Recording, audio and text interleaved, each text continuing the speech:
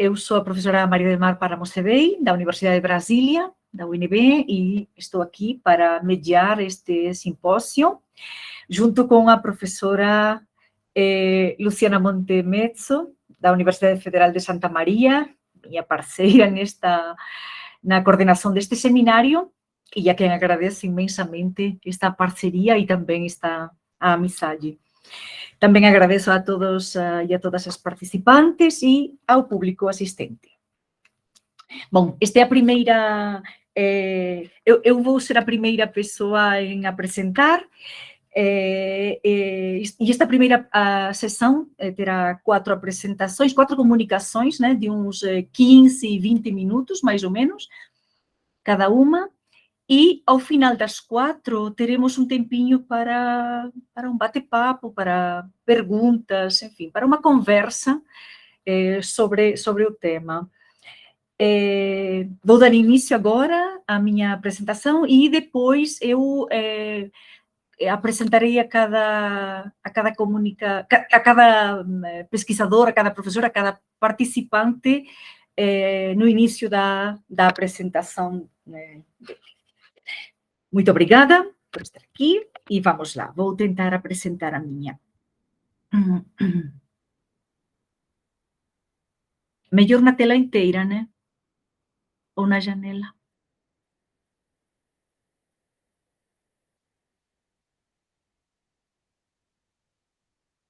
Aqui.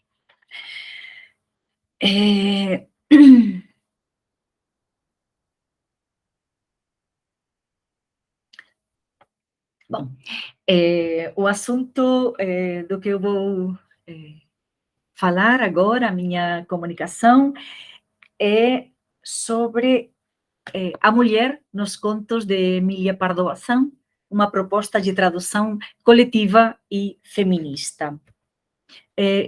Não sei se alguém pode me dar um retorno de se está passando o slide? Sim, tá sim. Sim, perfeito, perfeito. Bom, Emília Pardo Bazán é uma... Antes de nada, esta comunicação, esta primeira sessão, que depois continua à tarde, das 2 às 4, com mais 4 comunicações, né? Mas esta primeira vai começar com Emília Pardo Bazán e vai terminar também com Emília Pardo Bazán. Emília Pardo Bazán foi uma escritora galega, espanhola, nasceu em 1851, na Corunha, e faleceu em 1921 em Madrid. O ano passado foi o ano dedicado a Dona Emília, como é conhecida na Espanha, porque se comemorou o centenário do falecimento. Então, é uma escritora pertencente ao naturalismo, basicamente ao naturalismo espanhol, de finais da segunda metade, né, do século XIX e os primeiros 20 anos do século XX. Emília Pardo Bazán, que é a escritora que está na foto, ela era condessa de Pardo Bazán, não é? É importante isto porque ela é filha de um político e de um advogado e conde galego, da Corunha, e ela foi criada sempre com uma imensa biblioteca, ela aprendeu a ler muito menina e gostava imensamente de ler, e também, enfim, era poliglota, porque morou, como o pai também era político, foram a Madrid, e depois daí, até porque a Corunha, né, era uma província ainda, era bastante regional, não tinha esse contato com outros escritores, mas sim em Madrid, e depois viajou muito, na França, na Inglaterra, na Alemanha, na Itália, e ela aprendeu francês, era trilíngue, era poliglota, e ela lia os autores Victor Hugo, Zola em francês e também em inglês. Bom, ela foi uma romancista, acredito que as pessoas que conhecem Emília Pardo Bazán um pouco por cima pensam que ela foi uma escritora, basicamente romancista, né? Porque acho que os romances, talvez, especialmente Los Pazos de Ulloa, foram os mais famosos, mas ela era romancista, jornalista, ensaística, crítica literária, poeta, tradutora, dramaturga, editora, professora, chegou a ser professora na universidade, e conferencista, enfim. Emília Pardo Bazán, mesmo sendo da nobreza Maria, espanhola, desculpa interromper. Você está compartilhando o slide? sim, vocês não estão vendo? É porque aqui está aparecendo só o slide 1, no Ah, caso. tá bom. E não está Perfeito. em tela cheia. Não, perfeito. Então, espera que saio, porque estou no terceiro. Então, talvez tenha que compartilhar assim, em pequenininho. Isso, pode compartilhar assim, então. Assim eu estou vendo. Ah, perfeito, perfeito. Muito obrigada. Por isso eu falei se estava passando, mas vocês só estavam vendo o título, né? Então, eu estava comentando isto agora e passamos agora para o terceiro. Estão vendo agora, não é? O Luzes e Sombras. Sim. Sim, agora está passando. Obrigada. Luzes e sombras na vida de Dona Emília, porque ela foi, talvez, uma das, enfim, vozes mais importantes da literatura espanhola do século XIX, e ainda assim, o século XIX espanhol é lembrado basicamente por Clarín e por Benito Pérez Galdós. Então, ela teve uma vasta obra literária, como comentei anteriormente, com obras bem famosas como La Cuestión Palpitante, La Tribuna, que vai falar deste assunto a Bárbara, a nosa colega que falará em quarto lugar, e, sobretudo, Los Pazos de Ulloa, Cuentos de Marineda, mas este Cuentos de Marineda é uma das inúmeras coletâneas de contos que Doña Emília tem, mas ela chegou a escrever uns 600 contos. Como falei anteriormente, embora ela seja conhecida basicamente como romancista, ela é fundamentalmente contista. E ela é uma das melhores, é considerada uma das melhores contistas da literatura espanhola de todos os tempos. Ela chegou a ser também presidenta da seção de literatura do Ateneu de Madrid, a primeira mulher catedrática de literatura contemporânea da Universidade também, da Universidade Central de Madrid. Criou a revista Novo Teatro Crítico, que era uma revista de pensamento social e político. Ela lia muito, além de literatura, gostava muito de filosofia e também de textos políticos. Também fundou e dirigiu a Biblioteca da Mulher, né? A Biblioteca da Mulher, que não era essas bibliotecas ou essas instituições onde, enfim, estamos acostumados a revistas de costumes e não, ela nessa Biblioteca da Mulher, ela foi uma das tradutoras e também a prologuista e foi onde publicou a tradução de John Stuart Mill, que é A Esclavitud Feminina. Então, ela foi uma mulher muito, muito, muito avançada para a sua época. É muito contraditória, vai falar também, acredito, disto a Bárbara no final, mas porque ela era uma mulher, ao mesmo tempo, muito avançada e também conservadora, né? Católica, então era bem interessante. E teve também muitas sombras, porque ela foi uma mulher muito ridicularizada pelos colegas escritores, por muitos motivos, pela qualidade literária, quando evidentemente é inquestionável, por ser uma mulher, enfim, acima do peso, por exemplo, era muito ridicularizada. Ela também gostava da moda e de se vestir muito bem, e para ela isso era muito importante. E não estava, enfim, não brigava o gostar da moda com ser feminista, ou feminista na época nem era, porque não existia esse termo, né? Mas preocupada pelos direitos e lutando sempre pela mulher, né? Por uma igualdade maior da mulher. Ela foi... apresentou a candidatura 3 vezes para entrar na RAI e ela foi negada as 3 vezes. E numa das últimas, na terceira tentativa, num jornal, El Dia, ela dá uma entrevista em que ela diz isto, né? Para mim, o fato de não ter sido aceita es una cuestión que solo ha llegado a interesarme por un concepto ideal, por el aspecto feminista.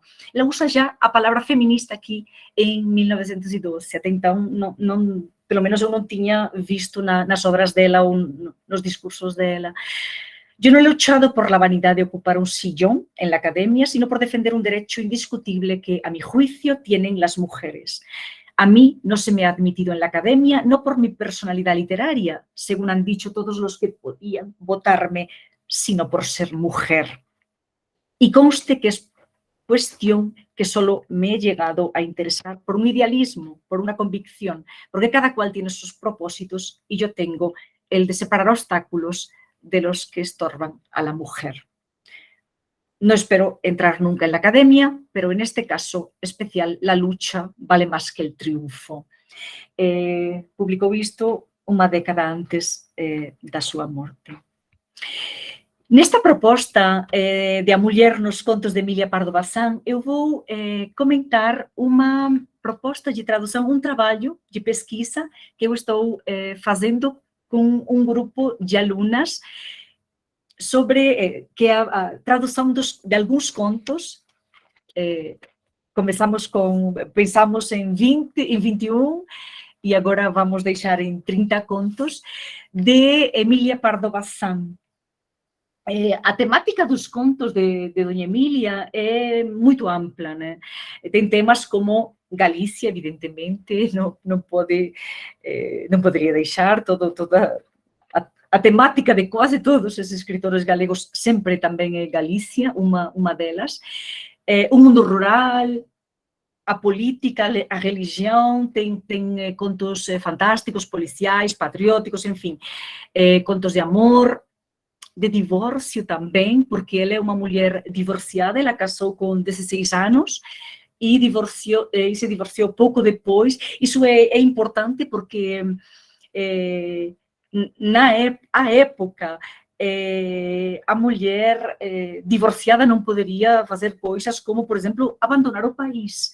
Então, ela tinha, mesmo divorciada e com filhos, ela tinha um relacionamento amigável, divorciada não, separada, né? Porque não existia o divórcio, evidentemente, demorou quase um século depois.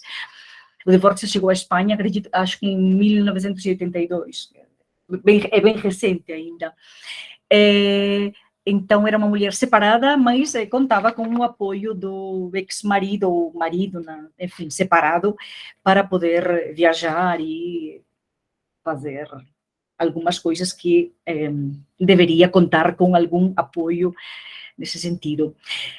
A mulher, e especialmente a violência contra a mulher. E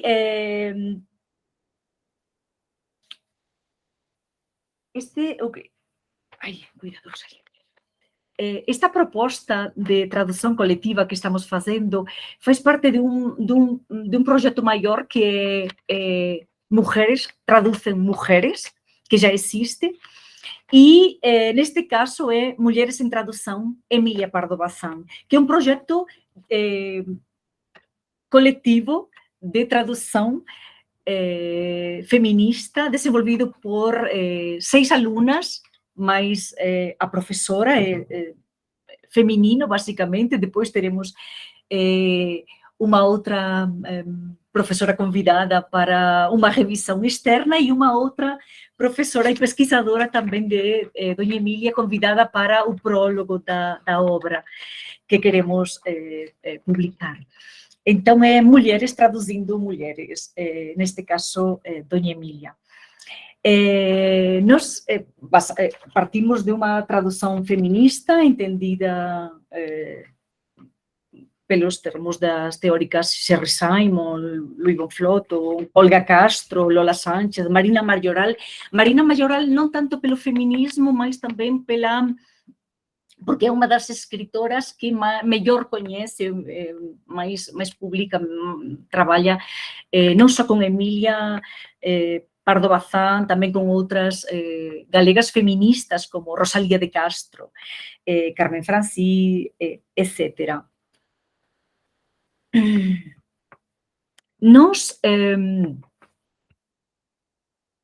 quando estávamos selecionando que contos traduzir de Dona Emília, como tem 600 contos, era impossível, enfim, ver o que queríamos fazer.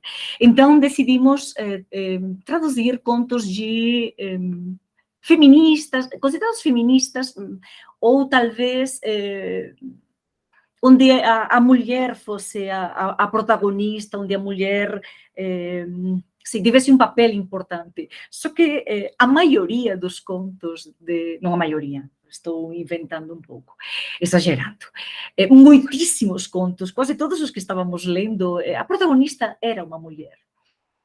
Então, tentamos reduzir um pouquinho mais e fazer como contos mais feministas, onde houvesse uma transformação da mulher, onde a mulher, enfim, não fosse uma mulher basicamente sempre submissa ou tivesse um papel pouco importante. E fomos lendo, estou falando um pouquinho agora da metodologia, fomos lendo os contos e gostávamos de todos os contos, né? Essa foi a primeira parte. Gostávamos muito de todos os contos, era complicado fazer uma seleção. Dona Emília tem alguns contos publicados no Brasil, mas soltos, pelo menos a gente não encontrou uma coletânea um pouco mais temática, mais concentrada, e ao final eu acabei, não sei se eu, as alunas e nós, acabamos decidindo centrar essa tradução em contos onde abordasse o tema da violência contra a mulher.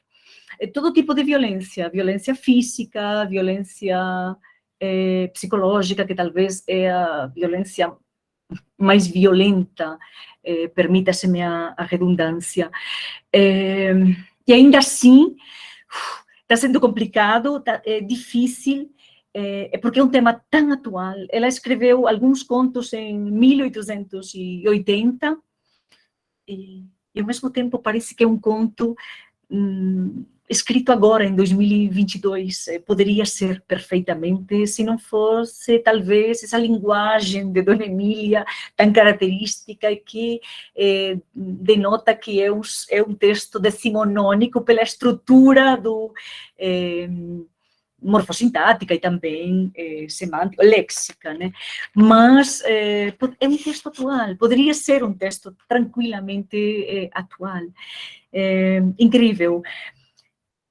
Então, feita essa primeira pré-seleção, que ainda temos que escolher ainda os 3, quer dizer, já temos alguns traduzidos, evidentemente, mas ainda temos que fechar quais faltam, né? E temos uma lista grande, porque gostamos de todos os que estão, mas aí sentimos pena de todos os que vão ficar de fora, né? A nossa metodologia, que está, como estou comentando, em andamento, é a leitura, essa seleção, uma seleção ainda feita, a contextualização, né, não só de Dona Emília, na literatura espanhola, também do vocabulário, da linguagem literária e também não literária de Dona Emília, estamos tentando ler bastantes textos paralelos, né, de autoras brasileiras do século XIX, inícios do XX também, que possam nos ajudar a fazer essa tradução, porque nós não pretendemos fazer uma tradução fiel ao século XIX, evidentemente, mas nós também não queremos que esse traduzi-lo para um século com um vocabulário, com uma estrutura de um conto do século XXI, né? Queremos manter ainda certo ar decimonônico para os contos. Posteriormente, nós já fizemos a divisão,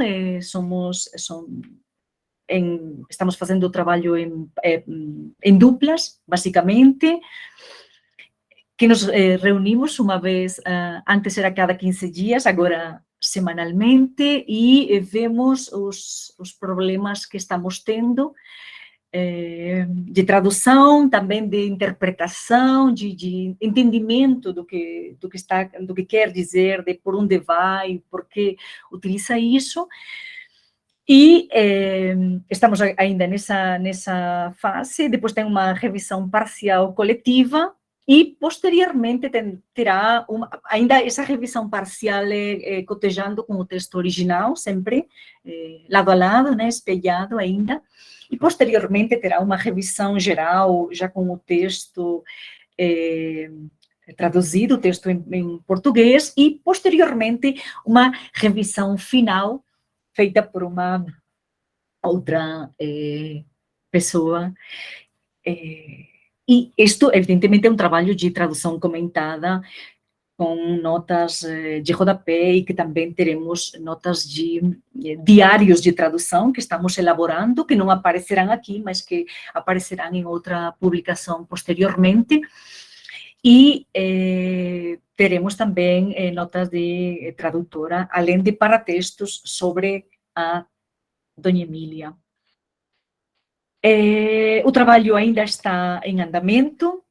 Pensei que está resultando mais complicado do que eu imaginava no início. A tradução literária é complicada, a tradução literária para o português, né? Que é a tradução para as minhas alunas, que são brasileiras, é uma tradução direta, né? Não é uma versão. Mas, mesmo assim, é bem complicado, é um processo muito, muito, muito, muito demorado, mas muito enriquecedor, não só pelo trabalho que estamos fazendo em si, mas também porque, como eu comentei anteriormente, né, era a ideia, não sei se está aqui, sim, este projeto, né, a ideia dele era aperfeiçoar um pouco, dar continuidade, né, continuar com a formação da tradução literária, seja em tradução ou seja em versão, que nossos alunos do curso de Letras Tradução Espanhol têm, continuar e poder depois, talvez, abrir, enfim, dar continuidade para um projeto bem maior, não só com tradução, mas também com versão, embora considere que isso ainda é bastante complicado. E só isso, eu espero, numa próxima, em breve, né, nos próximos meses, poder comentar o resultado final deste trabalho, que eu considero bem interessante e bem necessário, imperativo, para, não só para Dona Emília, mas também para a tradução da literatura espanhola, neste caso, né, no Brasil. Só isso, muito obrigada, e passo agora. Bom, vou continuar eu mesma, espera que eu vou sair daqui.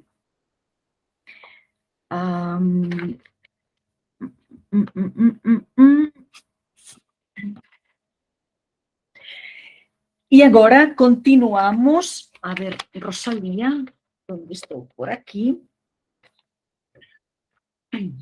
Continuamos agora com nosso segundo participante de hoje, que é Ariel Amador Valdés, com uma comunicação intitulada Mulher, Ditaduras e Arte, representações da mulher e seu papel no protesto em América Latina, na América Latina. Ariel é hondureño, acredito, porque ele possui graduação em Letras na Universidade Autônoma de Honduras, é mestre em Ciências Humanas pela Universidade também do Estado pela Universidade do Estado do Amazonas e doutorando em Letras na Universidade Federal de Santa Maria. Tem experiência na área de letras, com ênfase em literatura, atuando principalmente em história da arte, violência, protesta social, literatura hondurenha e bilinguismo. Que interessante. Então, Ariel, quando você quiser, a palavra é toda sua. Bem-vindo, bom dia. Bom dia. Vou compartilhar a tela.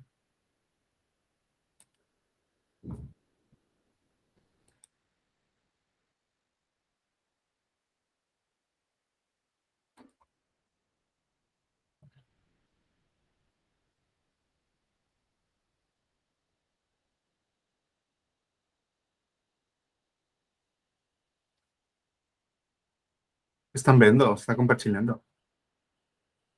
Sim, Ariel.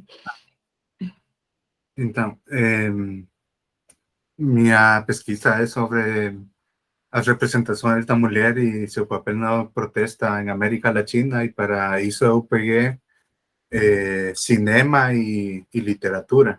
As obras com as que eu vou trabalhar é Olga, que é daqui do Brasil, é Colônia, que foi feita em Chile, mas também com parceria de Alemanha, França e Grã-Bretanha. E Três Romances, que são Quando as Tarântulas Atacam, de Honduras. La montaña es algo más que una inmensa estepa verde, de Omar Cabezas, que é de Nicarágua. E Relato de uma Busca, de Bernardo Kucinski. Então, agora eu vou falar um pouco sobre as obras. Olga é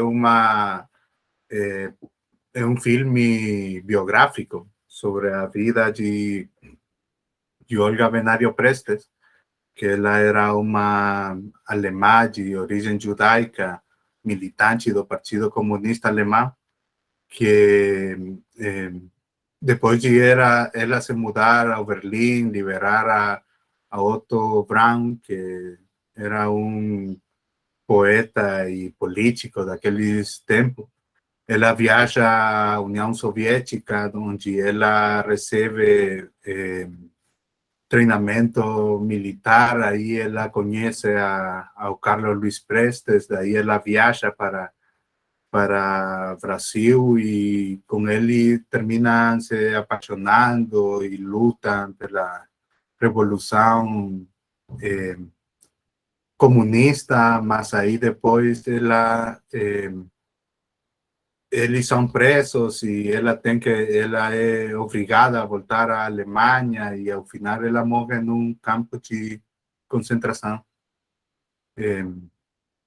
Colônia é um filme que, embora esteja baseado em acontecimentos reais, como é a ditadura de Pinochet, este lugar chamado Colônia Dignidade, que era um centro de detenção e tortura disfrazado de sociedade benfeitora, envolve a história de Daniel e Lena. Lena é uma aeromoça que chega ao Chile para ficar uns dias com Daniel, e Daniel é um fotógrafo que ele apoia a Revolução Comunista, e ele é um dos líderes das protestas a favor de Allende. E quando o Pinochet toma o poder, então ele é preso. Então Lena procura onde é que ele está, descobre que está nesta colônia Dignidade, e aí ela entra dentro desta colônia para liberar ao Daniel. Temos Quando as Tarântulas Atacam, que este é o romance hondureño, que ele está baseado na vida e na morte do Eduardo Becerra, que ele é o cara que está aí nessa fotografia. Ele era um estudante de medicina da Universidade Autônoma de Honduras e, além disso, ele era dirigente estudantil, foi secretário-geral do que naquele tempo se chamava Federação de Estudantes de Honduras, e eles protestavam contra a militarização da sociedade. E em 1982 ele foi preso, assassinado e desaparecido. E o romance então começa com os militares prendendo a Eduardo Becerra, e depois com a família procurando ele, e tem uns enredos do passado, que é a vida do Eduardo Becerra, a vida do general Gustavo Álvares, que nesse tempo ele era o chefe das Forças Armadas e foi o criador do que chamavam o Esquadrão de Assassinos, porque eles matavam a todos aqueles que achavam que eram comunistas e tudo isso. E a vida e a procura dos pais pelo filho.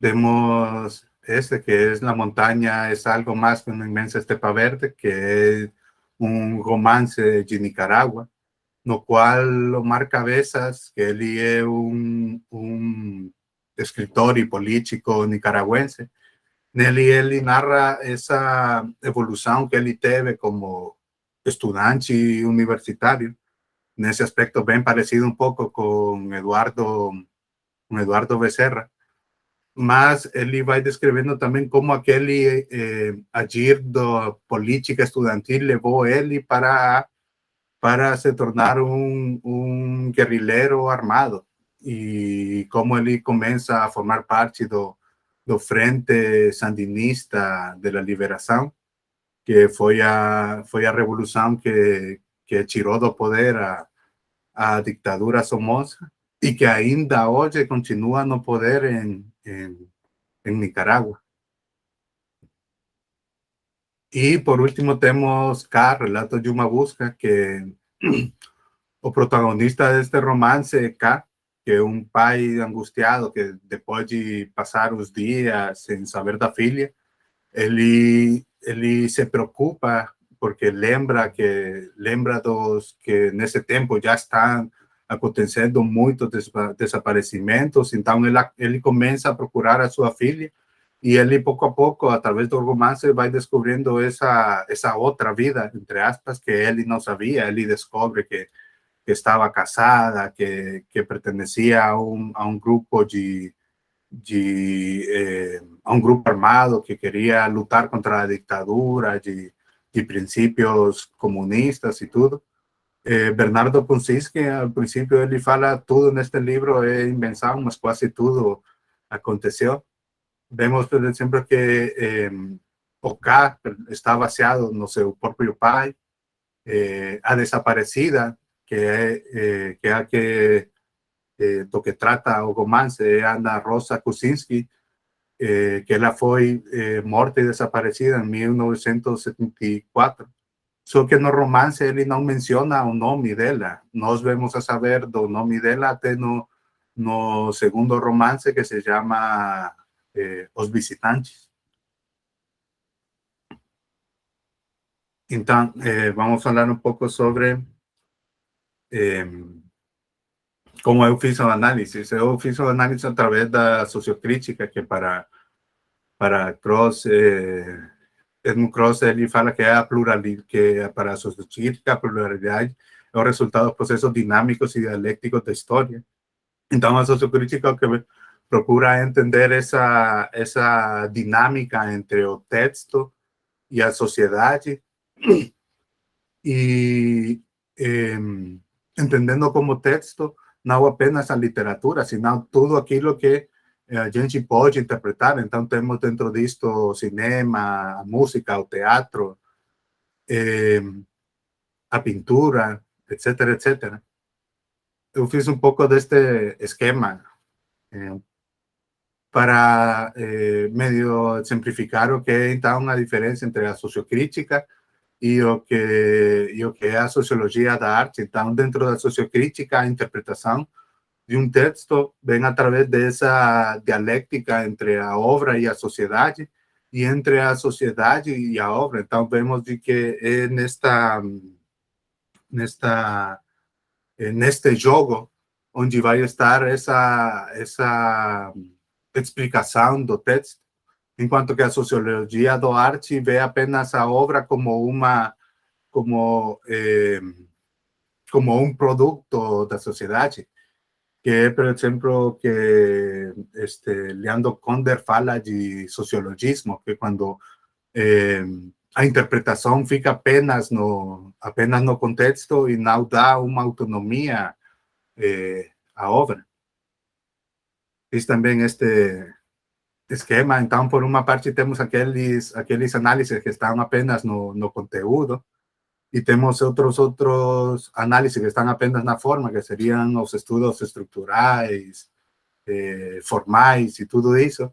E temos, então, a sociocrítica, que pretende, então, conciliar aqueles aspectos contextuais e textuais dentro da obra.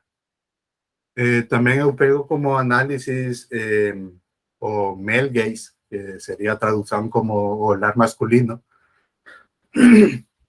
que ele tem, ele podemos resumir que o olhar masculino é quando a representação que se faz da mulher através de uma perspectiva apenas masculina. Então, por exemplo, Anna Kaplan, ela se enfoca em dois aspectos, que seria um aspecto o papel, a objetivização erótica da mulher, e também o olhar da mulher apenas como mãe. Então, a Kaplan fala de que a crítica feminista o que procura é denunciar ou eliminar esse olhar masculino, que neste presente estudo nos vamos a enfocar naquelas representações das experiências femininas dentro dos acontecimentos históricos, que em Honduras e Nicarágua seria a década dos 80, em Chile seria a ditadura de Pinochet, e no Brasil seria o novo Estado. Eu fiz também este esquema. Eu enfoquei essa procura do olhar masculino em quatro aspectos, que seria a sexualização das personagens femininas, o protagonismo que tem as personagens femininas dentro da obra, a autonomia que tem as personagens femininas dentro da obra, é dizer, para que tanto dependem para elas permanecer dentro da narrativa de algum personagem masculino. E também esse aspecto, o último aspecto que é muito recorrente no olhar masculino, que é a maternidade.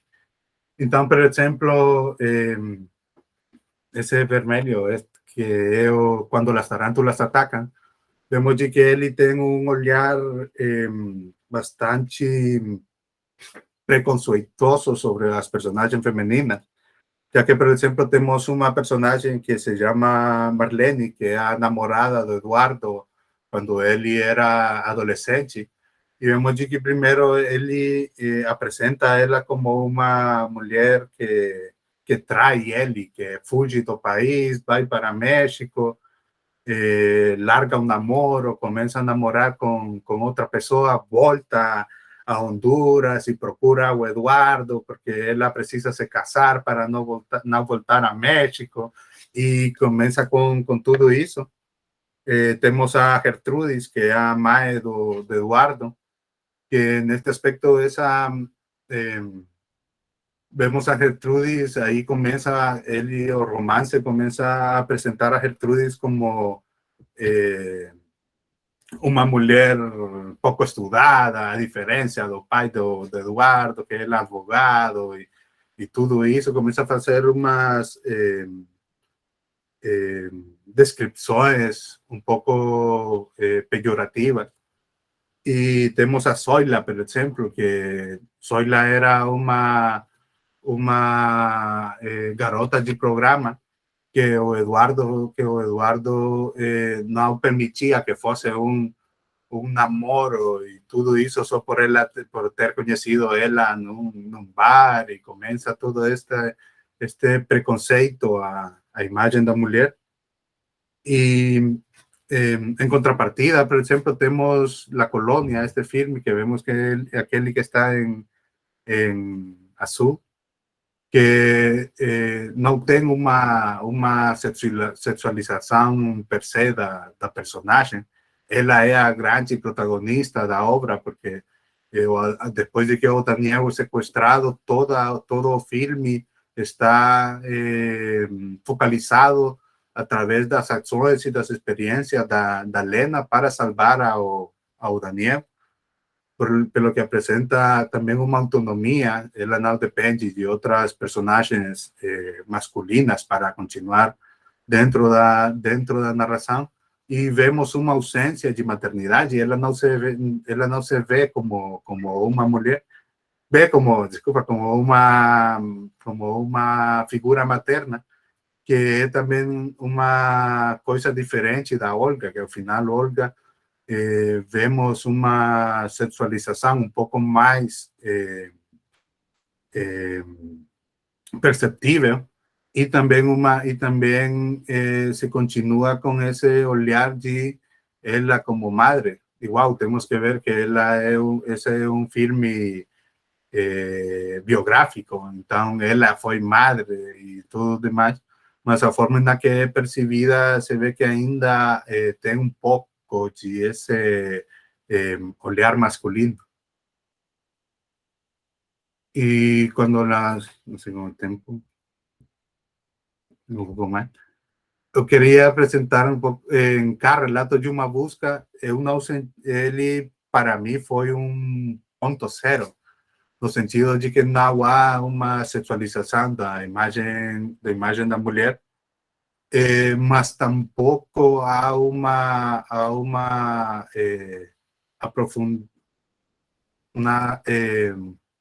exploração da imagem da mulher como tal. Por exemplo, Relato de uma Busca, se houvesse sido um filho ou uma filha, não houvesse uma diferença entre o que está sendo narrado dentro da obra, porque está enfocado mais na procura do Cade e sua filha, e não tanto naquela vida da Ana Rosa Kuczynski.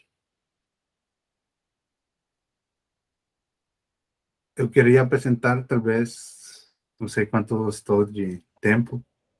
Un minuto daría para presentar, 1 ou 2 minutos. Pode ser? Não dá tempo. Não. Era porque 3, então. eu queria apresentar um pouco sobre. Vou fazer bem rapidinho. Mas se é muito longo, talvez não tenhamos tempo, mas... Não, só vou mostrar Perfeito. a imagem. Até 3 minutos daria, Ariel, sem problema. Tipo, vemos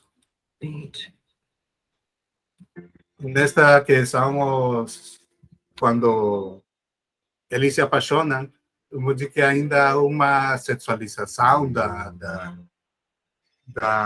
figura de Olga, e que mostram toda a sua nudez, tem enfoques que são nos peitos e tudo isso. Mas eu queria mostrar a diferença entre com este outro filme, que também é sobre uma mulher protagonista, que é La Colônia.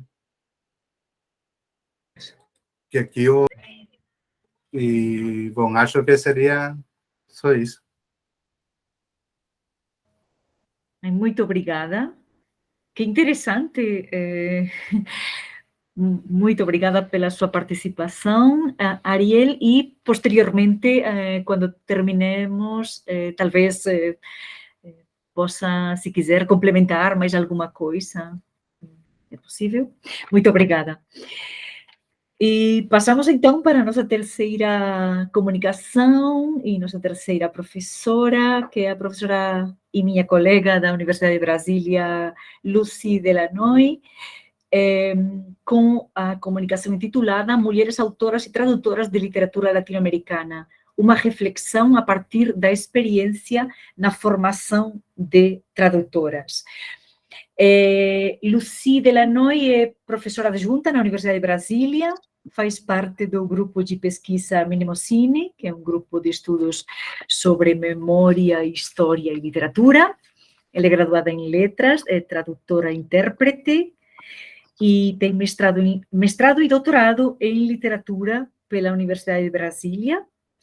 Tem ampla experiência na área de letras, no ensino de tradução, com ênfase em tradução em espanhol, atuando principalmente nos seguintes temas: tradução literária, literatura hispano-americana, tradução técnica e científica, civilização espanhola e hispano-americana e línguas modernas. Professora Lucy, quando você quiser. Bom dia, muito Bom dia. obrigada. Agradeço muito às professoras Maria del Mar e Para Mocebei e Luciana Ferrari Montemezzo por poder fazer parte do simpósio organizado por elas. Eu não vou me apresentar para os mudos, eu acho que, bom, não sei se tem que ser, ninguém fez isso, então, para o tempo, e vou ler para também não ultrapassar muito o tempo. E também agradeço às alunas Marina Queiroz Silva e Janaína Maria da Silva por inspirarem este artigo, que bem como as estudantes da disciplina de tradução de textos literários, que durante a pandemia possibilitaram o debate, motivadas pela leitura comparada entre as traduções que realizavam e pela procura por ampliar a consciência do seu papel como tradutoras literárias. Agradeço este espaço da Bralic para conversarmos sobre tradução literária e feminismos, um tema interessante, não necessariamente para contribuirmos à teoria feminista da tradução, mas ao menos para um encontro onde o fazer das tradutoras literárias atuantes em formação no cenário brasileiro e internacional hoje torne possível trocas e diálogo. Este trabalho, e também temas, né, não necessariamente só tradutores, este trabalho surge, então, a partir da experiência na formação de tradutoras no curso de Letras Tradução em Espanhol na Universidade de Brasília. Entre as obras que participam deste trabalho, temos o romance de Raquel de Queiroz, O 15, com tradução ao espanhol de Maria Auxílio Salado, El 15, 2013, a novela do mexicano Daniel Sada, Una de Dos, com tradução ao português de Lívia de Orsola, De Duas Uma, em 2016, e um conto da argentina Maria Helena Walsh, das obras Cuentopos de Gulugú, traduzidos ao português pelas tradutoras em formação ao longo de 2020 e 2021.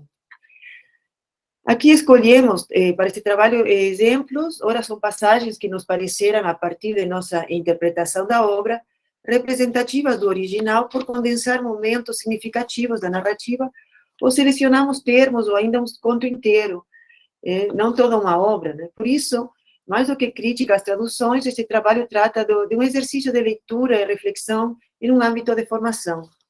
A partir de comparações entre o original e as traduções, tentamos dar atenção às personagens femininas e às tradutoras, sem esquecer que as autoras Raquel de Queiroz e Maria Helena Walsh também foram tradutoras, né?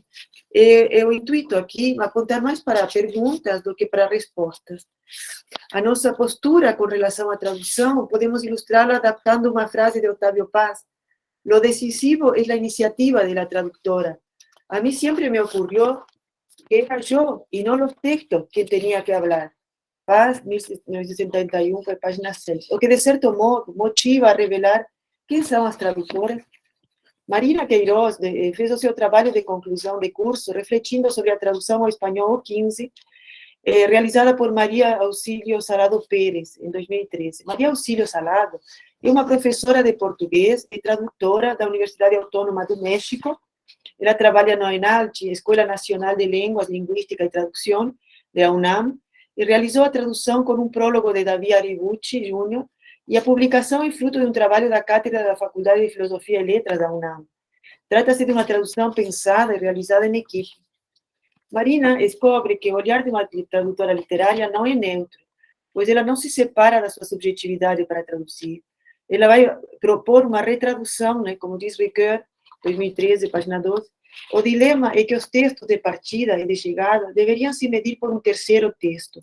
Daí a retradução, pois é aí que se observa melhor a pulsão de traduzir, sustentada pela insatisfação no que concerne traduções existentes. O projeto das tradutoras se insere num horizonte que busca aproximação e diálogo do Brasil com a Hispanoamérica. Esse romance enxuto, como o 15, né, com o próprio efeito da seca, colabora para isso no sentido de que aborda tópicos fundamentais para a literatura latino-americana da primeira metade do século XX. A seca, o regionalismo, o modernismo. E a novidade é a transformação da personagem feminina em sujeito, e não em um objeto da narrativa. A estudante observa que, para aspectos regionais, para o tratamento dado aos nomes próprios, para traços da oralidade, na tradução feita por Salado, opera-se, por vezes, uma homogeneização, uma tendência ao uso de uma linguagem neutra ou estándar.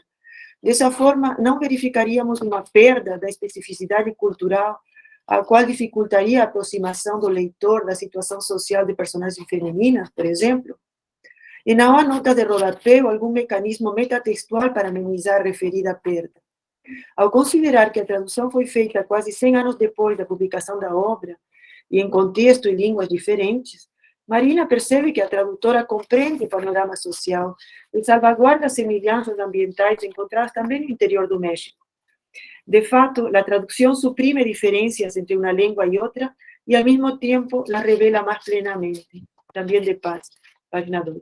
Entretanto, a obra de 1930 é transplantada para um olhar contemporâneo, no qual nos questionamos sobre a representação do feminino e nos remetemos à sociedade que vivemos. As reflexões são suscitadas pelo forte teor social da narrativa. Ela expressa relações impregnadas de conflitos, com perspectivas desoladoras. As resistências femininas se traduzem no jogo plurissemântico das leituras possíveis. O 15 retrata a realidade dos retirantes nordestinos, quando a região foi atingida por uma grande seca em 1915. Os flagelados vão a pé de Quixadá, Fortaleza, passando fome, sede, miséria. Em determinado momento, as mulheres precisam se esconder, tornar-se invisíveis, dissimular. A leitura se torna um exercício capaz de reforçar o vínculo inseparável de forma e conteúdo. Exemplo disso é a constatação da tradutora em formação a respeito do tratamento dado aos nomes próprios. No original, a mesma mulher é chamada ora Dona Inácia, ora Mãe Inácia, ou Comadre Inácia, ou ainda Tia Inácia. É costume no interior do Ceará reduzir os nomes longos, né, de Sebastiana, Tiana, uma forma de representar a oralidade. Na tradução, há pouco foi transformada em apelido com diminutivo, Nachita, que em espanhol também indica uma forma carinhosa de nomear. Porém, Comadre Inácia ocorre uma única vez, enquanto Comadre aparece sozinho, aparece 20 vezes. Essa única ocorrência remeteria à condição social da mulher. O uso de Nachita conseguiria indicar mais ou menos proximidade ou respeito. Não haveria uma diluição na correspondência entre as línguas, revelando-nos algo sobre o espaço feminino um tanto diminuído. Em outro exemplo, o nome de vaca, da vaca é rendeira, e traduzido por tejedora. Rendeira é um nome ambíguo, pois remete a uma vaca que rende leite, como também a mulher dessa região, que é conhecida pelas rendas que faz, mulher rendeira. O fato desse nome ser dado a uma vaca não desmereceria uma profissão realizada por mulheres. Câmara Cascudo explica: as rendeiras, com os bilros de pau, tecem maravilhas de delicadeza e equilíbrio nas almofadas toscas. São artífices em ambientes paupérrimos, conseguindo obras-primas que encantam os olhos estrangeiros. Cascudo, 1972, página 76. Seria uma estratégia feminista por parte da tradutora, então, a omissão desse detalhe regional? O romance também nos mostra a difícil comunicação entre Vicente e Conceição, que vivia um amor impossível. Esses e outros elementos do romance fazem refletir sobre a cultura e a situação da mulher. É um romance social, né? Nesse sentido, a tradução traz à baila o tema do feminino presente na obra e na autoria, e participar do debate em pauta, né, provocando uma série de questionamentos à tradutora em formação quanto às decisões sobre a linguagem escolhida. Quanto à obra Una de Dos, do mexicano Daniel Sada, 1994, cuja tradução é de 2016, feita por Lívia de Órsola, tem um pós-fácil de Adriana Jiménez, que é viúva de Daniel desde 2011. Lívia de Órsola estudou jornalismo na Unesp, é editora, formada em letras pela USP, estudou literatura espanhola na Universidade de Barcelona, ministra oficinas de tradução na Casa Guilherme de Almeida. De família argentina, voltou-se sobretudo para a literatura latino-americana. Em 2018, foi a única mulher a concorrer à categoria tradução do Prêmio Jabuti, com a tradução de Duas Umas, né, essa obra aqui. Segundo Bolaño, essa é uma das obras mais ambiciosas do nosso espanhol. Sada mistura arcaísmos, neologismos, expressões intrínsecas do deserto de Coahuila, no México. Segundo de Órsola, é uma literatura barroca num misto de tragicomédia, e para ela a tradução uma tentativa de interpretação. As irmãs Gamal moram numa pequena localidade no norte do México. São gêmeas idênticas, já com 42 anos, marcadas por uma tragédia, que é a morte dos pais quando eram pequenas, sem grande herança e com uma tia opressora que queria vê-las casadas o mais cedo possível. Elas se apoiam uma na outra e sobrevivem numa oficina de costura. A mesma igualdade que gera confiança se torna um duelo e traição e vingança que leva a crueldades refinadas. Mas, como diz o narrador na primeira página do livro, pela vida afora, sua única importância tem residido em sua semelhança. Esse duplo, que provavelmente é um. Sada, né, do página 11. O trecho que comentamos foi selecionado por representar, segundo a nossa interpretação, um momento-chave da novela. A tia convida as gêmeas Glória e Constituição para irem a uma festa de casamento e poderem arranjar, assim, um candidato para se casar. Elas, como eram idênticas, e para não haver confusão, arranjarem alguém para namorar, resolvem que apenas uma delas iria à festa e a sorteada é Constituição. Então, a ida de uma das irmãs resulta na primeira separação das duas. Glória, que fica em casa, fica enfrentando a fofoca dos clientes, por toda vez que um deles chega, faz a pergunta: onde está a sua irmã? Ao que ela responde de má vontade e de modo evasivo. Mas depois, no final do dia, ela imaginou o que deveria estar vivenciando a sua irmã na festa. Cito: la música envolvente y su hermana sentada en una silla aparte y muda, pájaro carpintero en una rama, pájaro maniquí, ecuánime, esperando que un galán educado y de buena estatura la sacara a bailar, pero ni los chaparros se dignaban. Neste trecho, vemos descrito o costume regional e o papel reprimido da candidata a achar um pretendente, como lembra, de novo, da ênfase, lembra a tradução também, a música envolvente, sua irmã sentada numa cadeira distante, muda, pássaro carpinteiro num galho, um pássaro manequim, equânime, esperando que um galã educado de boa estatura lhe tire a dançar, mas nem mesmo os baixinhos se interessavam. A novela reflete uma série de códigos sociais e expressões que remetem a uma sociedade patriarcal e de expectativas bem tradicionais em relação ao papel da mulher. E para citar mais um momento da festa: que bonito vestido, oye, ¿por qué no vino la otra? Bueno, comprendo, así tendrás más chance de pescar un galán. Lo que debes hacer es sonreír a todos. Ou seja, ela deve corresponder ao perfil ideal da mulher dócil que agrada e sorri a todo mundo. Também a tradução reproduz: que vestido lindo, ei, por que a outra não veio? Bem, eu entendo, então assim você terás mais chance para pescar um galã. O que você deve fazer é sorrir para todos. Sabe, página 30. Ao mesmo tempo, e na mesma página, em que a irmã deve ficar quietinha, esperando pelo homem, e pelo jeito nenhum se atreve a convidar a dançar, é ela quem deve ser capaz de pescar um galã e de passar um pretendente. A literatura ajuda a compreender como funciona a sociedade. Quanto à tradução, nesse caso, se ela suprime regionalismos em chaparros por baixinhos, por exemplo, não deixa de descrever as festas típicas do interior do México. Contudo, as relações e o comportamento dos personagens são familiares para sociedades que ultrapassam as fronteiras do México representam uma sociedade machista que se pode encontrar em outros tantos países do globo. A seguir, porém, seguem-se os sonhos e devaneios da Glória, descrevendo uma cena sensual quando ela entrevê o que viria depois da irmã ter pescado um galã. Mas conclui: que grandes regocijos insinuados, que inalcançáveis, não obstante, para ambas. Desta forma, com a tradução que se reforça a visibilidade de problematizar esse papel tradicional da mulher, apontando com a consciência que agora do desejo e da repressão, que grandes prazeres insinuados, no entanto, tão inalcançáveis para ambos. Quando Susan Bassett, em 2013, página 7, comenta que os estudos de tradução continuarão a enfatizar no novo milênio a desigualdade das relações de poder que caracterizam o processo de tradução, podemos lembrar que as obras abordadas remetem ao Brasil, ao México, à Argentina, de todos os países em um processo decolonial, ou seja, ao menos não estão em uma relação entre eles, entre colonizador e colonizado. Antes, sim, uma procura de espaços por estilos próprios, e aqui nas entrelinhas, ou como sugerido de Silviano Santiago, entre lugar, precisamos intervir a favor de uma escrita experimental, até mesmo com adesada, e para pensar um resgate de identidades perdidas sob o patriarcado por meio da tradução de seus comentários. A última experiência vai para o que em sala de aula podemos de tradução infanto-juvenil, pensando no imaginário desde a infância. Com segundo Chavit, também a literatura infanto-juvenil considerada um gênero secundário.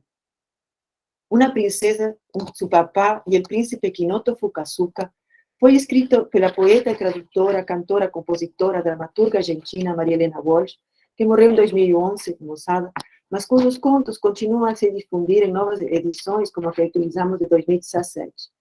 Maria Helena é conhecida por sua capacidade de desenvolver nas crianças um senso crítico, e pelo seu compromisso com a luta pelos direitos das mulheres. Esse conto trata de uma princesa, por exemplo, no Japão, 2000 anos atrás, em meia hora. Mas, ou seja, ela vivia no tempo passado, mas também na atualidade. Maria Helena questiona estereótipos firmados nos contos de fadas tradicionais, e as suas obras se inspiram em raízes culturais espanholas e irlandesas, mas bem como também nas dos povos nativos ou regionais, ou originais. Né? Em forma de contraponto, o relato remete ora aqui, ora lá, num país de tempos distantes, no qual as princesas não podiam fazer nada, nem se mexer. E quando a princesa transgride a ordem e sai do seu lugar estático, o pai reage com voz de trovão e olhos de relâmpago. Página 2. A guerra se instala entre pai e filha, entre possível genro e sogro, mas será vencida a favor das mulheres. Mas é através da escrita, com um estilo criativo, do que encontramos fonte de crítica a comportamentos de desigualdade entre os sexos, tidos por naturalizados. E nas expressões, como a pobre Sukimuki, nome da princesa, em seu corretíssimo japonês, percebemos ironia, o humor, o aspecto lúdico de jogos da linguagem, da língua do pé, das rimas, entre tantos elementos. Ela transmite um modo de sutil, no qual a realidade das mulheres pode ser transformada por meio da palavra, da imaginação, da arte, da literatura, da tradução. A prática da leitura para as tradutoras de informação se revelou assim um espaço de atenção à personagem feminina e uma possibilidade, como diz Machado, 2009, de reescrever a cultura, que por meio da tradução seria reforçar o aspecto de gênero, afastando-se de um posicionamento centrado tradicionalmente em apenas um dos polos. Para concluir, essas vozes femininas na literatura latino-americana, com a sua representação no sistema literário brasileiro, na maioria das vezes mediante a tradução e a reflexão que suscitam, nos lembram que o território da novela e dos contos é o da identidade e que esta se encontra permeada de relações de poder, algo que precisa ser muito mais explorado com relação aos processos de tradução, que por vezes são tidos ainda como um arquétipo do feminino em relação a um original superior. Por último, acredito que tanto autoras, tradutoras de informação, leitoras atentas das trajetórias do feminino e suas personagens na literatura, em coletivos de tradução e debate, sejam sinais esperançadores, né, desse empenho intelectual para atender o leitor a necessidade, antenar o leitor à necessidade de transformação, tanto do uso patriarcal da linguagem, quanto dos problemas da sociedade. Certamente, este trabalho carece de referências da tradução feminista e, sem dúvida, precisa ser enriquecido a partir de outros tantos textos. Nesse sentido, o artigo foi apenas um esboço do tema, à espera de ser questionado, a fim de poder se tornar espaço de muitos e novos desdobramentos que se abram à tradução no feminismo. Muito obrigada. Muito obrigada, professora Lucy. Um tema bem bonito e que está dentro deste simpósio, não se preocupe, porque não só é feminismo, mas também é mulheres tradutoras, mulheres escritoras, mulheres protagonistas, mulheres. E eu dou fé de que é um trabalho bem interessante, porque conheço e já participei várias vezes em algumas bancas, né? Tive a sorte de conhecer seu trabalho com suas alunas, muito interessante. E muito obrigada, depois teremos mais perguntas e passamos para a nossa quarta e última ponência e pesquisadora desta manhã, que é Bárbara Loureiro Andretta, com a comunicação intitulada O Protagonismo Feminino nas Lutas por Liberdade e Igualdade Social, La Tribuna, de Emília Pardo Bazán. Como eu falei, começamos amanhã com Dona Emília, e terminamos com ela. Bárbara Andretta é graduada em Psicologia, é psicóloga, e também em Filosofia, tem mestrado e doutorado em Estudos Literários pela Universidade Federal de Santa Maria e atualmente está cursando o pós-doc também na Universidade Federal de Santa Maria, acredito que, esqueci, mas acho que com personagens femininas também de Garcia Lorca, não é? Bárbara, quando quiser. Posso? Sim. Eu vou apresentar aqui os slides. Perfeito. Bom dia a todos, desculpem o atraso. Você não tem câmera, não faz questão, né? Ou... Não. Ok, perfeito, sem problema. Deixa eu compartilhar aqui.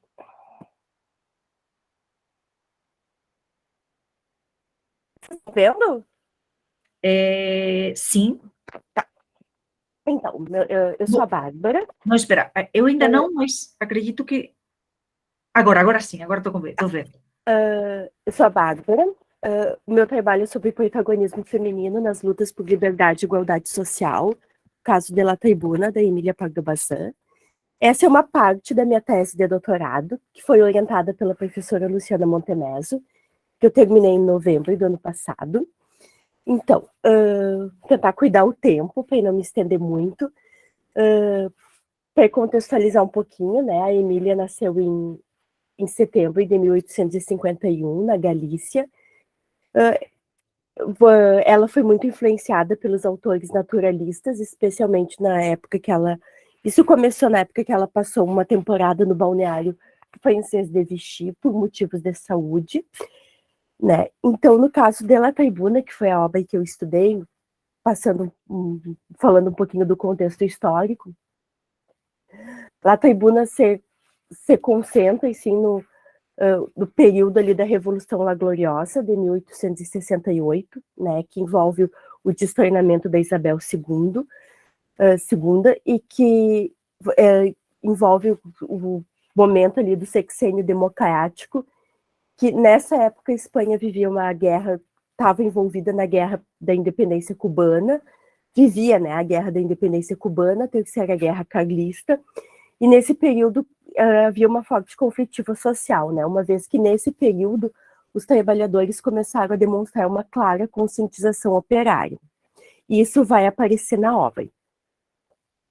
Então, nesse período, em 6 anos, você teve distintas formas de sistema político, né? O governo provisório, o reinado de Amadeu I, a Primeira República, a volta da dinastia Bourbon ao trono espanhol e a restauração, né? E na restauração.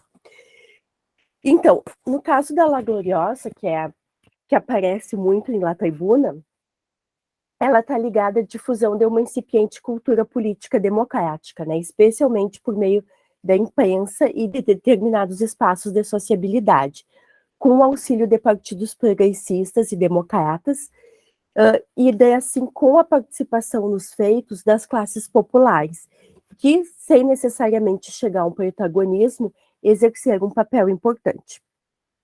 Tá. Aí, deixa eu fechar aqui.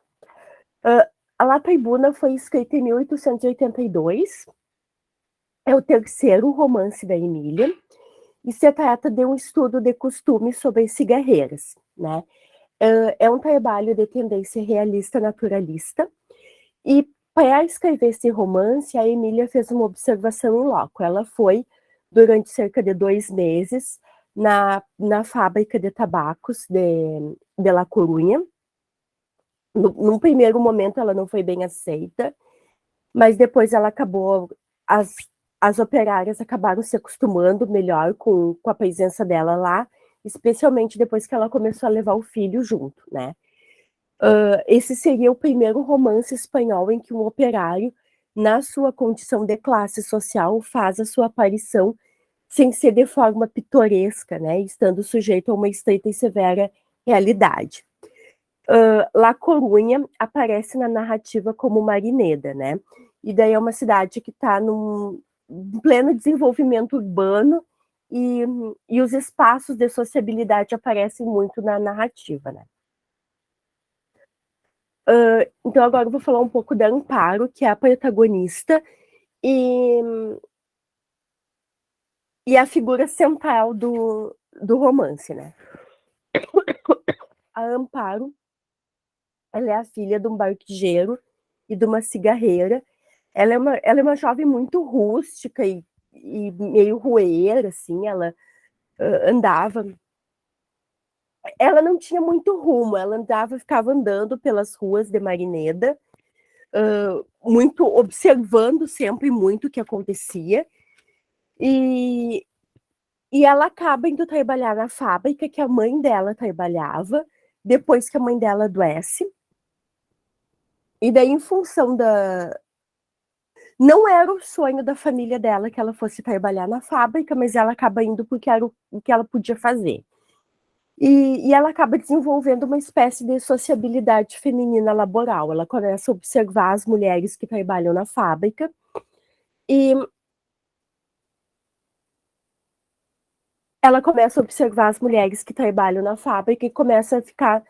como é que eu vou explicar? Ela começa a se sensibilizar dessas mulheres que vão dos 8 aos 80 anos, mais ou menos, essas operárias, e ela começa a se sensibilizar disso, porque tinha mulheres muito novas, tinha mulheres muito velhas, tinha mulheres doentes, e estavam todas trabalhando ali.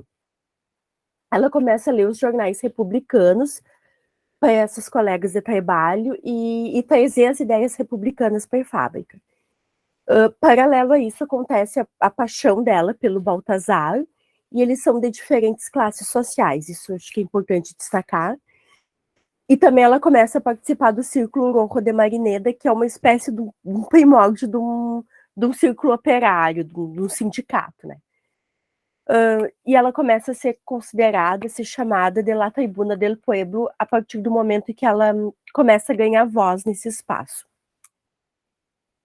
Paralelo a isso, ela acaba engravidando do Baltazar e sendo abandonada por ele. Elas fazem também greves por melhores salários e por melhores condições de trabalho. E ao final do romance, nasce o filho dela, o filho da Amparo, e ele nasce exatamente no momento em que nasce, entre aspas, a Primeira República Espanhola, e isso acaba acontecendo em eventos, são eventos concomitantes, eles acontecem exatamente no mesmo momento. Então, sobre o protagonismo feminino e a representação de períodos de agitação social na narrativa espanhola do século XIX, no caso da La Tribuna, a gente tem que as mulheres são colocadas na esfera política, uma vez que elas participam tanto das lutas por direitos sociais e trabalhistas e das mudanças históricas na Espanha de sua época. Desculpa. Tem a questão da fraternidade no trabalho, que eu acho que aparece como um primórdio do que a gente entende hoje por sororidade. Também aparece nessas mulheres o entendimento dessa exploração laboral a que elas estavam submetidas, né? E principalmente a visão do monarca como um déspota, e a crença da república como uma solução para o fim dessa exploração laboral a que elas estavam submetidas. Na narrativa fica bem claro também essa divisão regional entre os apoiadores de cada uma das formas de governo, né? As regiões mais rurais como apoiadoras da monarquia, enquanto as regiões mais urbanizadas e industrializadas, como era o caso de Marineda, apoiando a República. Temos a comparação da Amparo com a Mariana Pineda, né, como um indicativo da importância da Amparo na luta republicana, assim como a Mariana Pineda teve no século anterior uma importância no sentido da luta na luta liberal, né? A Amparo tinha uma ideia da unidade federativa como algo que ia ser, como algo formado como algo constituído por paz, amor, fraternidade, né? E essa era uma visão completamente diferente da visão do Círculo Rojo de Marineda, né? Que já entendia essa questão do problema da propriedade privada, do capital e da classe média. E o Baltazar, né, que era o grande amor da Amparo, ele era um representante de tudo que o Círculo Rojo condenava, né? Porque ele era um filho da classe média, né? Um filho de uma classe com melhores condições, né? No que diz respeito ainda à questão da Amparo, ela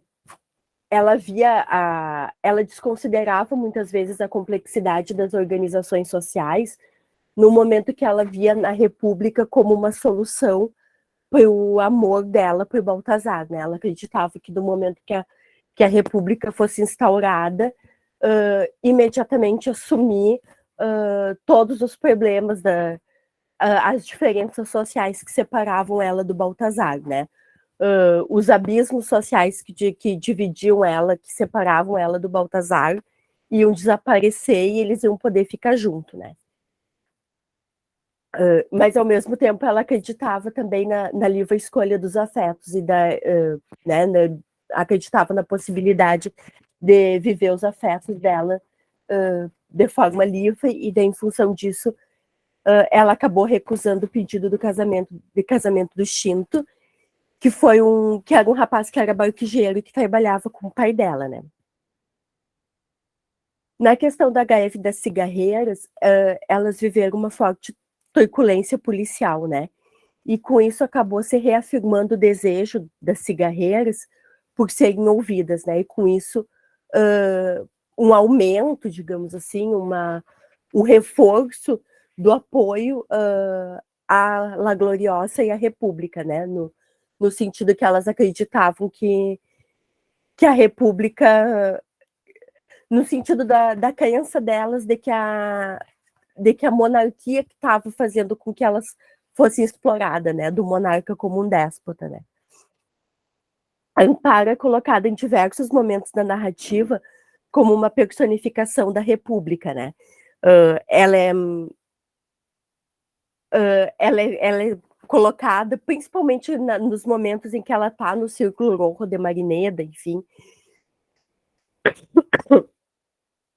E no final da narrativa, quando ela dá à luz a um filho, no exato momento em que a República Espanhola é proclamada, eu acho que a gente pode pensar na simbologia disso como a Amparo, e não só a Amparo, né, mas a classe que a Amparo representa, como dando à luz a República, né.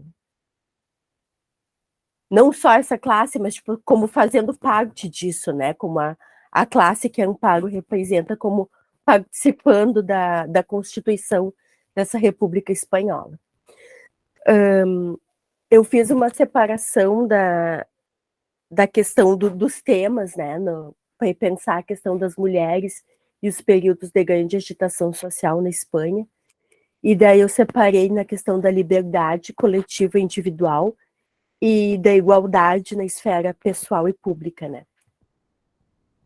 No que diz respeito à liberdade coletiva, eu acho que fica muito claro a questão da questão da implementação da implantação da Primeira República Espanhola, né, da defesa da implantação da Primeira República Espanhola, uma vez que a Amparo entendia, né, que a República traria mais liberdade para o povo, né, um reflexo da leitura dos jornais republicanos que ela lia desde criança, né, desde cedo, né.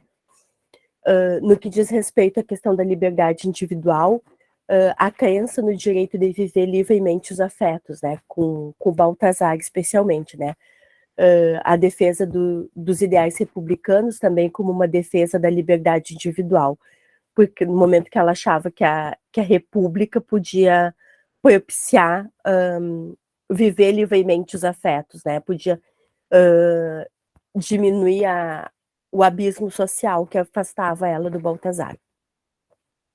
E a recusa do pedido de casamento do Shinto, no momento que ela até comenta isso com a mãe dela, porque a mãe dela defende que ela devia ficar com ele, até numa defesa muito naturalista, essa defesa da mãe dela, no momento que ela diz assim, que é normal que ela fique reproduzindo essa questão bem de pessoas da mesma classe ficam com pessoas da mesma classe social e isso se reproduz. E ela disse para a mãe dela que ela não podia ficar com um homem pelo qual ela sentia asco. Na questão da igualdade, na esfera pessoal, você tem a questão das lutas políticas por igualdade, né, pela redução dos abismos sociais, que tinham como pano de fundo o desejo de ser aceita pelo Baltazar e por sua família, a recusa do pedido do casamento, no entendimento de que não necessariamente os casamentos deveriam acontecer somente entre pessoas da mesma classe social, como a mãe dela defendia, e a igualdade na esfera pública, a gente pode pensar na leitura na fábrica como um compartilhamento de ideias, saberes e informações, e o Círculo Rojo, no momento em que uma mulher ganha voz e destaque em um espaço predominantemente masculino. E a organização da HEV, a luta por condições sociais mais dignas, igualitárias e a menor exploração das mulheres operárias. E, por fim, uma das perguntas que norteou desde o começo minha pesquisa, né? Qual o lugar da mulher protagonista na obra literária em questão, né? Essa mulher assume o protagonismo político por um ideal revolucionário ou por motivos outros, né? Amores, paixões, enfim. E eu acho que nessa obra fica muito, muito claro o compromisso com a coletividade, né? Ele é muito grande e em La Tribuna é muito grande esse compromisso com a coletividade, né? E ele representa um forte ideal revolucionário. Nesse sentido, a Emília, ao dar o protagonismo para mulheres em sua obra, evidencia que as mulheres também escreviam a história espanhola, por mais que nem sempre fossem lembradas e seus nomes muitas vezes ficassem no anonimato, ofuscados por nomes masculinos. E essas foram as referências que eu usei nos slides. E eu acho que eu não sei, eu não calculei o tempo, mas acho que eu estou dentro do tempo. Você está super dentro do tempo, estamos todos dentro do tempo, todas. Muito obrigada. Bárbara, quer acrescentar mais alguma coisa? Não, por enquanto é isso. Estou aberta a perguntas, a participar do debate agora. Perfeito, muito bem. Então, terminamos as 4 comunicações desta manhã, né, da sessão da manhã. E agora, quem quiser abrir as câmeras e participar de um diálogo de algumas questões, eu antes, não sei se a professora Luciana quer fazer algum comentário. Bom, Eu quero agradecer, claro, esse momento de partilha tão legal, né? Eu já tinha desligado a câmera quando tu me mencionaste, Mar. Eu também fico muito feliz pela nossa parceria, por termos conseguido organizar esse simpósio, né? Por poder ouvir as pessoas, e por mais que às vezes estejam perto, a gente não conhece muito bem a pesquisa, né? Então, eu sou muito grata e acho que vai ser um dia muito bonito para nós. E, claro, a Abralic também, né, que nos proporciona sempre esse encontro, ainda que seja virtual, que a gente possa continuar fomentando as nossas pesquisas. Então, a princípio, já obrigada para todo mundo. E também agora, se alguém quiser fazer perguntas, eu acho que temos um bom tempo, né? Sim. Não tem nenhuma escrita, mas alguém quer fazer alguma pergunta, algum comentário? Eu queria, então, começar com o da Bárbara, quando ela...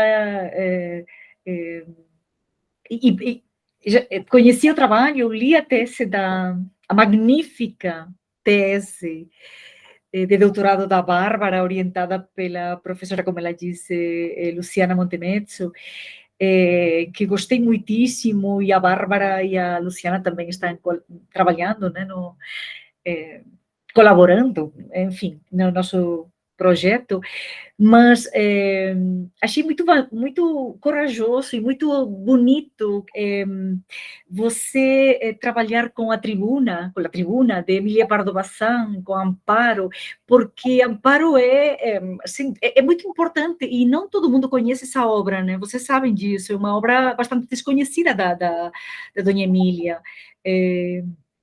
Até porque talvez os passos de Ulloa, ela enfim, acaba apagando um pouco isso, mas Amparo, a cigarreira de Dona Emília, é a primeira mulher protagonista remunerada. Até agora, as protagonistas eram pessoas, enfim, herdeiras ou que viviam de algum homem, ou, enfim, não eram independentes economicamente, e isso é muito importante. E acho até bonito, né, quando você diz que ela representa, ela personifica, né, a República, que seria a primeira e brevíssima República Espanhola, e essa ilusão que ela tinha e que havia na época, acredito, até porque não...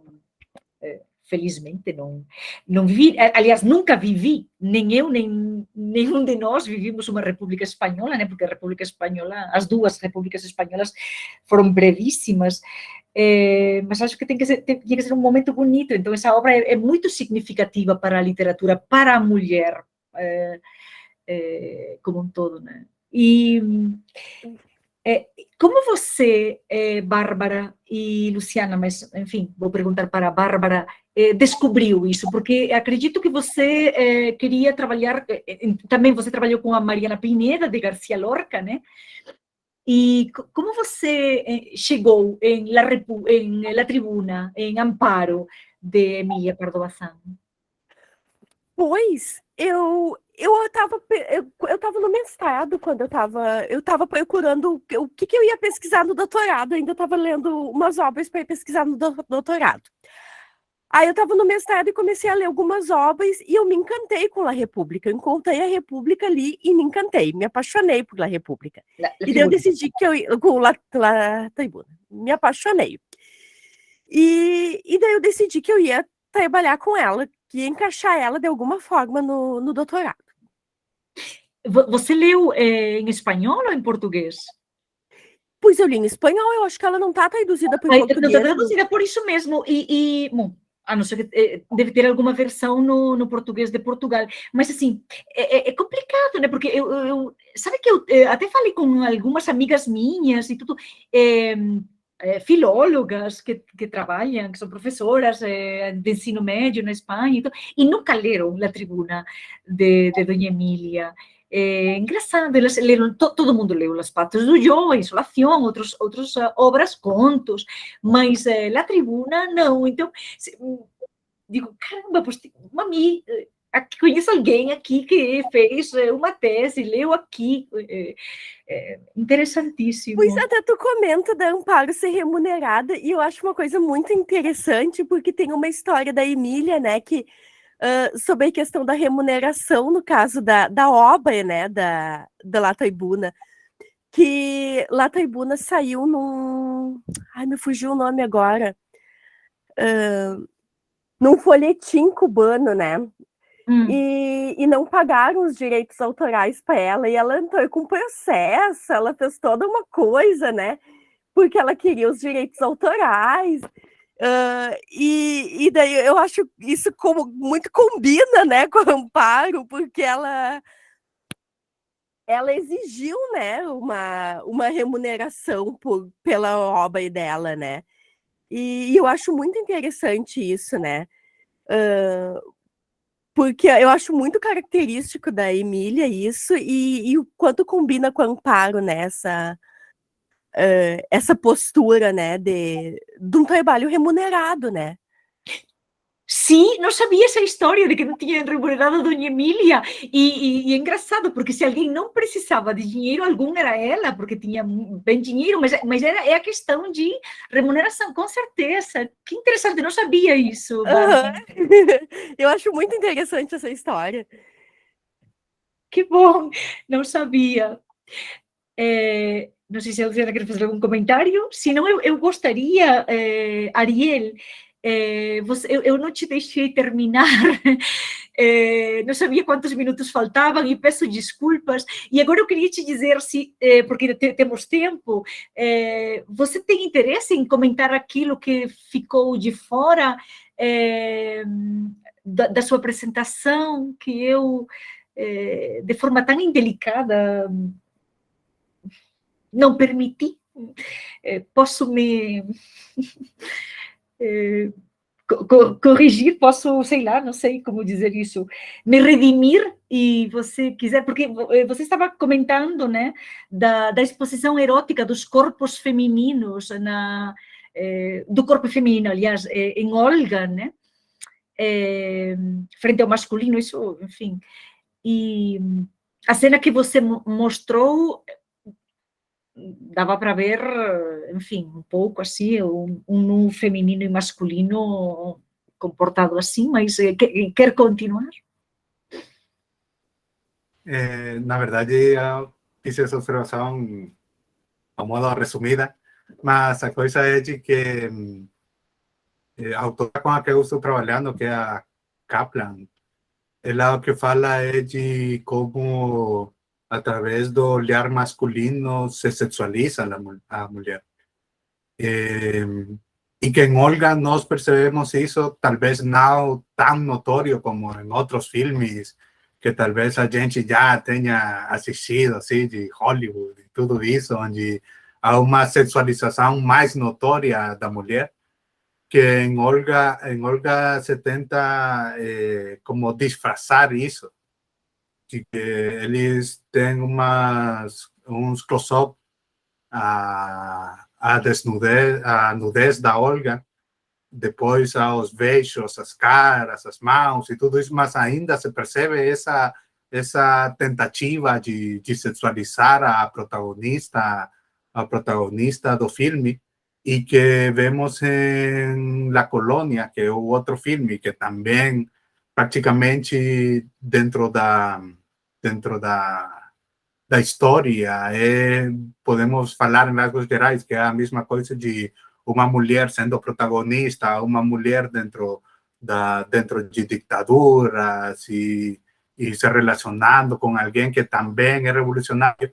Vemos que essa sexualização não se percebe dentro daquele filme da Colônia, como se percebe mais dentro da Olga. Não, com isso quero falar de que a Olga seja sexualizada, como vemos em outros filmes, mas ainda assim se percebe essa sexualização da Olga. Então eu ia apresentar essas duas imagens para perceber essa diferença de abordagem à sexualidade entre o filme A Olga e o filme Colônia.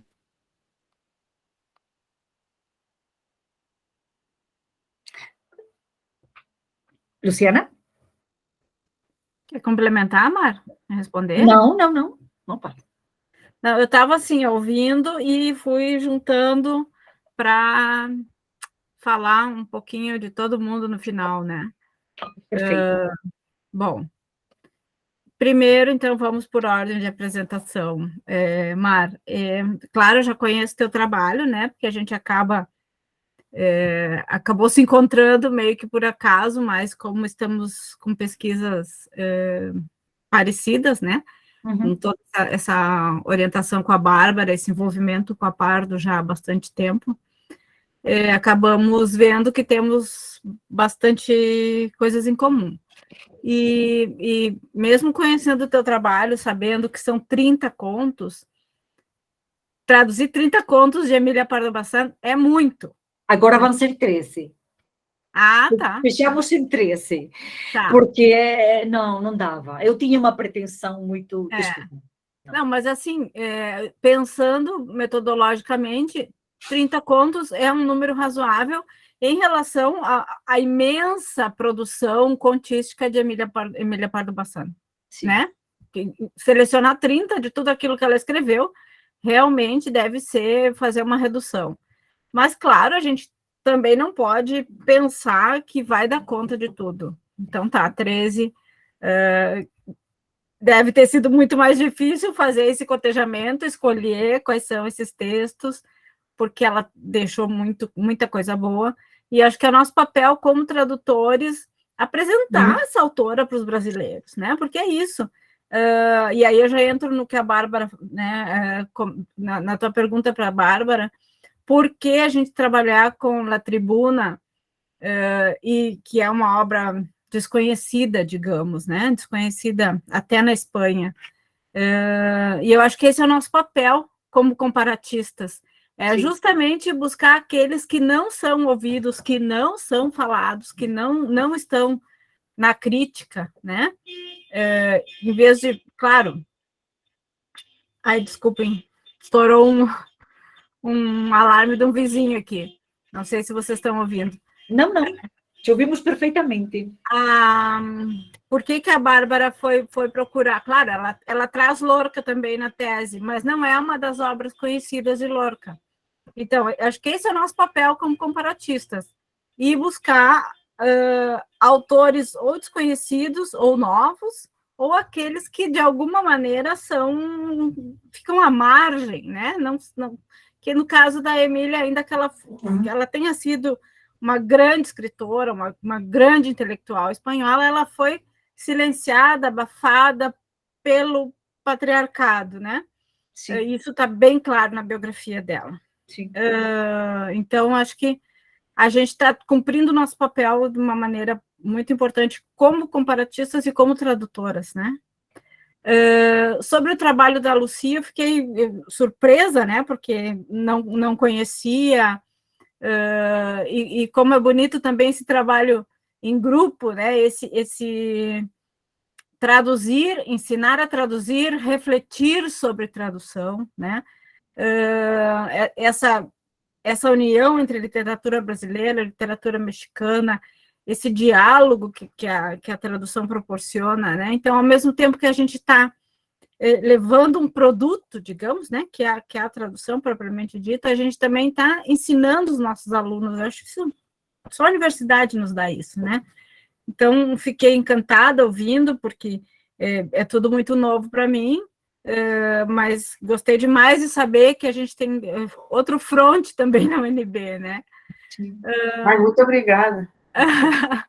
Não, tá, achei incrível, só que assim, eu realmente não conheço literatura mexicana, e o 15 é aquela, quer dizer, a gente conhece, mas não profundamente também, né? Uhum. Mas gostei demais da perspectiva do trabalho e tudo isso. E do Ariel, eu fiquei pensando ali nessa questão da sexualização dos corpos, né? Eu me lembro de quando eu li Olga e assisti essa minissérie. E uma das coisas que me chamou a atenção na minissérie foi, primeiro, claro, ela era a protagonista, não era o Prestes, né? Mas em relação ao livro, por exemplo, o quanto apequenaram a figura histórica do Prestes. O Prestes era uma coisa assim, que, claro, ele não era o foco da minissérie, nem do livro. Mas, não sei, eu achei que ficou assim devendo demais para o que ele significou para o Brasil. E, claro, né, essa perspectiva de que sempre tem que aparecer alguma coisa mais explícita para que chame a atenção. O que, de fato, parece ser uma pena, né? Porque acho que o livro poderia ter rendido muito mais para a minissérie. Então, não sei se mais para fomentar, para dizer o que eu fiquei pensando enquanto vocês estavam falando, e que felicidade a gente poder ouvir tanta coisa boa. Eu queria agradecer muito, muito a cada um de vocês por terem estado aqui hoje. Obrigada, Lu. Lucy? Não, me ocorreu a ideia de que talvez seja justamente que você falou, essa sexualização dos corpos é o que atrai mais público para a minissérie, né, digamos assim. É que então, mas a observação e a denúncia, de alguma maneira, faz tomar consciência do quanto continua essa marca de olhar masculino, como estava colocando Ariel, né? Então, achei muito, muito rico seu trabalho, achei realmente conscientizador, né, de como todas essas coisas que estamos acostumadas a que se veja mais, porque assim o público assiste mais, é tudo um condicionamento, né, que passa pela cultura, pela linguagem, pelas imagens, e que realmente dá uma esperança quando vê pesquisadores que se engajam nessa observação e expressão de outro mundo possível, né? Sim, sim, e é esse olhar masculino heterossexual, né? Porque eu acho que já quando temos outros olhares, né, masculinos, mas não heterossexuais, quer dizer, a exposição, a sexualidade do corpo feminino é diferente, né? E, evidentemente, quando temos um olhar feminino na direção, que felizmente temos muitos, né? Enfim, isso é interessante ver como a sexualidade, como os corpos são expostos de forma gratuita, muitas vezes, gratuita, sem nenhuma necessidade, e de uma forma muito sexualizada, em filmes como, por exemplo, Olga, que, enfim, e outros, né, quando o olhar é masculino heterossexual, e uma nudez completamente diferente quando o olhar é de uma diretora mulher, quer dizer, de uma diretora, sim, completamente diferente. E não só o olhar aos corpos femininos e masculinos, mas também as relações sexuais, né? As relações eróticas, né? São completamente diferentes, ou eu, pelo menos, consigo vê-las assim, não sei vocês. Mais alguma pergunta, mais algum comentário, observação? Se não for assim, eu agradeço muito. Já que estão tocando na ferida, bem sim. Sim. No caso da Olga, ainda nós temos uma direção global, né? Que é o Jaime Monjardim, né? Quer dizer, ainda é pasteurizado, né? Arte peronomútil. Sim. Então, temos que considerar tudo isso. Eu acho que é muito interessante o teu trabalho, Ariel, muito interessante. É o trabalho do doutorado, Ariel? Eu vou utilizar os 2 filmes para meu doutorado, mas não com esse enfoque. Porque okay. Como eu estou analisando dictaduras em América Latina, utilizar filme e romance. Mas para a apresentação deste Jabralica, achei que era um tema interessante de trazer, com um enfoque Muito. mais feminista. Não, muito. E eu adoraria poder ler esse trabalho quando estiver publicado em algum lugar, Ariel. Acho que gostaria Obrigado. muito. Obrigado. Honestamente. Jéssica? Bom, então podemos despedir. Agora acho que temos um cafezinho. É o momento do café virtual, acredito. E agradecemos muito por estar presentes nesta primeira sessão. E teremos mais à tarde, evidentemente, com a professora Luciana também. Muito obrigada a todo mundo, a todas, a todos, e até 2 mais. horas estaremos aqui nesse mesmo bate-local. Isso mesmo, Luciana.